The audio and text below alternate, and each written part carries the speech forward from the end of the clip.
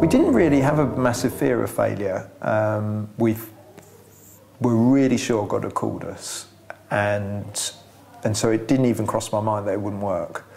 And so there was no fear of failure, but in terms of expectations, I'm very, very aware of my weaknesses and fears, and I think we've had to work very hard actually just in our own prayer life and in our walk with God to make sure that that doesn't become something that sort of really hinders us trusting God, stepping out in faith and trying new things.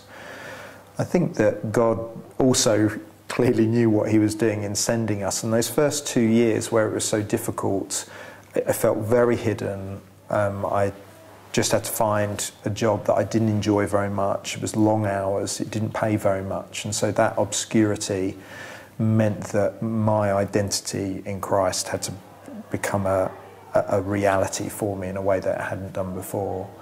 And I think having to work so hard at that helped me deal with those expectations. I think the sinful bits of me as well, when I sense an expectation, I want to rebel against it and push against it.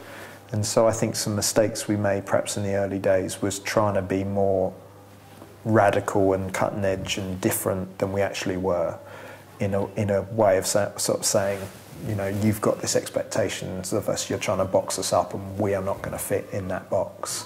And with hindsight I can see that there was probably lots of our issues within that more than anything.